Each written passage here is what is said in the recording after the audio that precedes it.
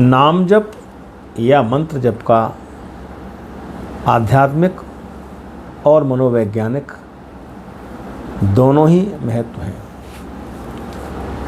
आध्यात्मिक रूप से अगर आप किसी श्रेष्ठ या योग्य गुरु से दीक्षित होकर नाम जप करते हैं या मंत्र जप करते हैं तो उसका बहुत विशेष महत्व है। और इसके बाद आपको बताऊंगा कि इसका मनोवैज्ञानिक कारण क्या है कि नाम जप इतना महत्वपूर्ण क्यों है। पहली बात तो ये है कि अगर हम शास्त्रीयता की बात करें, अगर हम ये बात करें कि हमारे शास्त्रों में क्या है, तो शास्त्रों के अनुसार बहुत पहले ही ये बात शास्त्र में कह दी गई है कि कलयुग में नाम जप का विशेष महत्व होगा। आपको ज़्यादा किसी वेदांत में, ज्ञान में या और किसी चर्चा परिचर्चा में पढ़ने की आवश्यकता ही नहीं है।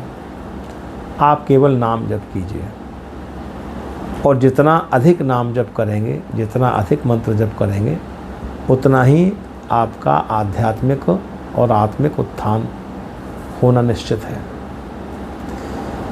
क्योंकि गोस्वामी तुलसीदास ने रामायण में या भगवान श्री कृष्ण ने गीता में या इसी प्रकार और भी ग्रंथों में, प्रमुख ग्रंथ जैसे मैंने बताया आपको, इनमें ये कहा गया है कि कलयुग केवल नाम आधारा, सुमिर सुमिर नर उतरहि पारा। कलयुग में किसी भी दूसरी युक्ति की आवश्यकता नहीं है। ऐसा नहीं कि आप करें नहीं, अगर कर सकते हैं तो कीजिए भी, लेकिन जो कुछ नहीं कर सकते वो सिर्फ नाम जप अगर करते हैं, सिर्फ मंत्र जप करते हैं दीक्षित होने के बाद, तो उनका आध्यात्मिक, आत्मिक और हर प्रकार का उत्थान निश्चित है। इसी प्रकार गीता भगवान श्री कृष्ण कहते हैं कि तू संसार में रहकर अपने कर्म को संपादित कर। हे अर्जुन, जिस कर्म के लिए तू यहाँ आया है उस कर्म को कर और उसे मुझे समर्पित कर और सिर्फ मेरे बारे में सोच। मैं तेरे समस्त पापों को, तेरे समस्त कर्मों को, तेरे समस्त पूरे संपूर्ण व्यक्तित्व को मैं ग्रहण कर लूँगा और तुझे अपना पद, अपना लोक प्रदान करूँगा। इसलिए तू सिर्फ मुझे याद रख। दूसरे स्थान पर वो कहते हैं कि जो व्यक्ति जिस किसी को भी भजते हैं उसी को प्राप्त होते हैं। जो व्यक्ति मुझे भजेंगे वो मुझे प्राप्त होंगे, जो दूसरे देवों को भजेंगे वो उन्हें प्राप्त होंगे, जो भूत प्रेतों को भजेंगे वो भूत प्रेत योनि में ही जाएंगे। इसलिए ये तय तुझे करना है कि तू किसको भजेगा, किसका ध्यान करेगा, उसी को प्राप्त हो जाएगा। इसलिए ये दो बड़े शास्त्र इस बात की प्रतिभूति देते हैं कि नाम जप का क्या महत्व है। अगर आज के परिप्रेक्ष्य में भी अगर हम बात करें तो ये एक मनोवैज्ञानिक सच है कि आप जिसके बारे में निरंतर ध्यान करते हैं, निरंतर उसका चिंतन करते हैं, निरंतर उसका मनन करते हैं, आप उस जैसे ही हो जाते हैं। एक कहानी लैला और मजनू की सब ने सुनी है, शीरी फरहाद की सब ने सुनी है।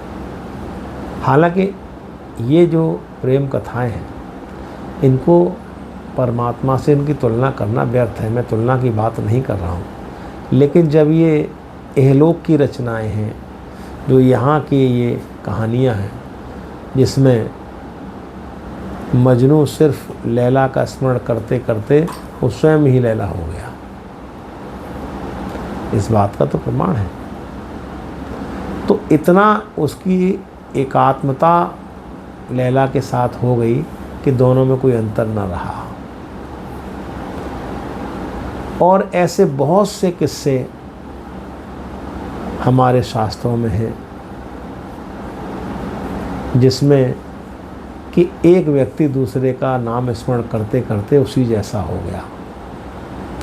राधा कृष्ण हो गई, कृष्ण राधा हो गई। नाम जप का ही महत्व है। तो अवचेतन मन में जो बात बार बार रिपीटेशन के द्वारा, बार बार निरंतर ध्यान करने के कारण, बार बार बोलने के कारण अवचेतन मन में जो बात चली जाती है, आप उसी के अनुसार फिर व्यवहार करना आपकी नियति हो जाती है। आप वही हो जाते हैं, आप उससे नहीं हट सकते। इसलिए आप दूसरा कोई उपाय करें न करें, आप वेद पाठ न करें, हवन न करें, और भी जितने भी धार्मिक अनुष्ठान हैं आप कुछ भी न करें, आप सिर्फ नाम जप अगर करते हैं तो मनोवैज्ञानिक रूप से भी और आध्यात्मिक रूप से भी, शास्त्रीय नियमों के अनुसार भी आप उसी इष्ट को प्राप्त हो जाएंगे निश्चित रूप से, जिसका आप नाम जप करते हैं। इसलिए आज के परिप्रेक्ष्य में ये बहुत आवश्यक है कि आप अगर कुछ नहीं कर सकते, अब कुछ लोग कहते हैं हमें सुबह के हमें समय नहीं होता, हम सुबह ऑफिस जाते हैं, तो कोई आवश्यक नहीं, शाम को करें। और फिर जिस प्रकार ध्यान में कई पद्धतियां हैं, सचल ध्यान है, सहज समाधि है, या ध्यान की 10 पद्धतियां हैं, इस प्रकार मनन की भी 10 पद्धतियां हैं। आप चलते फिरते, बात करते, काम करते, ऑफिस में अपने बैठे बैठे, ऑफिस में काम करते हुए, हर प्रकार से आप उसमें तल्लीन हो सकते हैं। और ये मत सोचिए कि आप उसका नाम लेने से आपके किसी कार्य में बाधा पड़ेगी। बाधा नहीं पड़ेगी। आप निरंतर उसका नाम लीजिए, वो आपके अंदर इस प्रकार चलेगा श्वास के साथ कि आप को बाधा उस कार्य में नहीं पड़ेगी, आप आराम से करते रहें। इसलिए आप कार्य करते भी, काम करते करते भी ये काम कर सकते हैं, कोई इसमें परेशानी वाली बात नहीं है। तो इस वीडियो में इतना ही। लगातार देखते रहिए धर्म रहस्य विद डॉक्टर राजीव मिश्र हैं। नमस्कार, शुभ रात्रि।